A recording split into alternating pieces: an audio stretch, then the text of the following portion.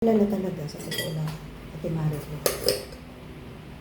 May hotel na ngayon. Ano? Hotel ang resort. Sa lipahan lang yan.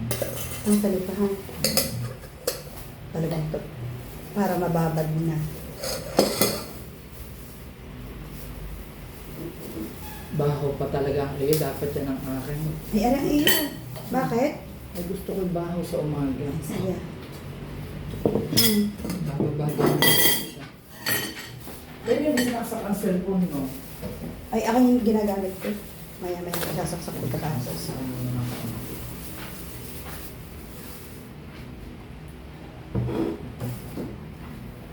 Oh, gusto ko. Ang pakibig. Di parang wala namang ampalaya. Hindi na kasama. May ampalaya yan. Hindi lang siguro nasama. Ito, nag-atulosing wala.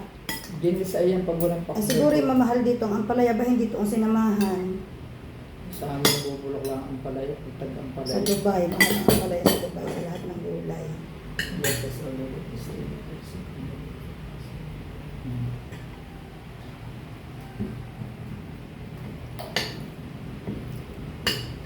Ang buhay ang Petro dyan mo siya nananalangin sa pagkain. Nako, sa galing sa gayon. Ay di ako, yung aking alaga na may tinuruan. Ay Christian yung aming alaga. Hindi na nasimba sa Catholic yan. Doon na maulat din. Kalayo din ang binilhan mo nito. Matagal mo eh. Ay, gawa nito ang nagtagal sa tubig. Gawa ng kita ko, ang basyo, ang bote, hinuhugasan ng may sabon muna. Kakoy utoy palite, ayaw ko nang may sabon. Huwag mong huhugasan ng may sabon, ang akin. Yun daw ang kanilang protocol, kakoy ang akin ihuwag. Ito Ipinabako. pala may kulay ang kurtina. Huwag ka nang bumilit, lamhan mo na lang yan. Naku-ready tayo kung pagandahin. Ito, kaya ko itong pagandahin ang kulay. Ilaban mo na lang, huwag ka nang bumili. Kaka mo na palitan, bumitela kang dadating. Pag may sobra ko hihingin 3 panin.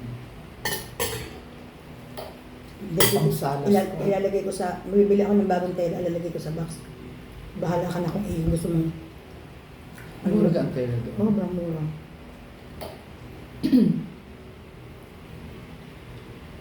Hindi ko pa natatay yung aking apple cream.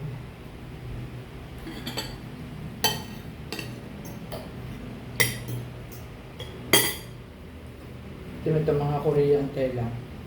Kahit ilang laba ko, ginawa ko lang duster. Pero maganda rin ang Thailand. Wala akong nabibilhan dito ng galing Thailand. Sa Lipa may pwesto. Galing Korea mga tela. Kaya kasi tingin ko mas makaari sa sanctuary. Hello, ate. Abay kahapon ikinatawag, hindi kita nagkaintindihan, kaingay sa sasakyan. Naku, natulog na ako nang natulog din eh. Ay ate, yung yung sanctuary, nagtataka sila ba't bigla daw itinaas. Sabi ko maliit lang naman ang itinaas. Noon di ga ilang ngayon sabi ko, kung sa liwasan, wala na ka. Kung may bubuksan doon sa likod ng puro, anong tawag doon? Musileo. O di sabi sa akin, sige ate, titingnan ko. Kagabi ka-chat ko eh. Kaso nung pagkadating ko na din sa kondo, ako natulog na natulog. Eh, ari naman pamangkin ko, naglinis na naglinis. At ako tulog na tulog. Ha? Ay, bigyan may kondo. Yung sinasabi ko sa iyo, ari batang maliit pa ako laging naroon sa kanila. Pamangkin ni Roger, nang ina naman na rin, parang na rin anak-anakan ng mga inay sa Lailya.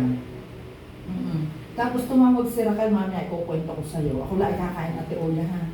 Tatawag ako sa iyo mama niya. At ay good news naman. Ay ako niyayakag punta kay doktora, kay ina ni Arana. Sabi ko galing na ako doon kahapon. Siya palipa na. Palipa na siya.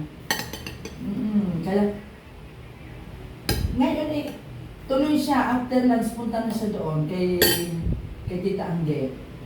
Tapos parang diretso na siyang palipang. Yang bibisita lang daw muna dahil parang doon magtatagal siya eh. Nagpapasama na naman sa akin. Magpapamammogram. Sabi ko ako'y busy pa ngayon. Pag-isipan mo kung saan mas... Ayun daw ang advice ng doktor niyang bago yung huling check-up niya. Kaya gusto niya akong isama. Kakain daw kami sa labas. Ngayong lunch. Tapos pupunta daw kami kay Dr. Araras. Titreat daw niya ako. Hindi nga naman kami nagkakamuntahan na. Katagal kaninang kausap ko, nakatatlong tawag. Ha? Sabi ko, ganito na lang Raquel, ako'y mag-aayos ng pag-ibig ni Roger. Sayang din naman yun at 10,000 daw. Ay ditong next week, ako lang pupunta din sa aking salaiya. Pagka ako lang may tatahin dalo. Ay bukas siguro may naayos ng aring pamangking kong aray sinamahan ko tag-iisa sa naman din sa kondo. Hindi ako nakabawi ng kuya. Puro puyatan ang tahiyan niya. Sabi gusto magtayo na rin. Sabi sige, kakain muna ako ha.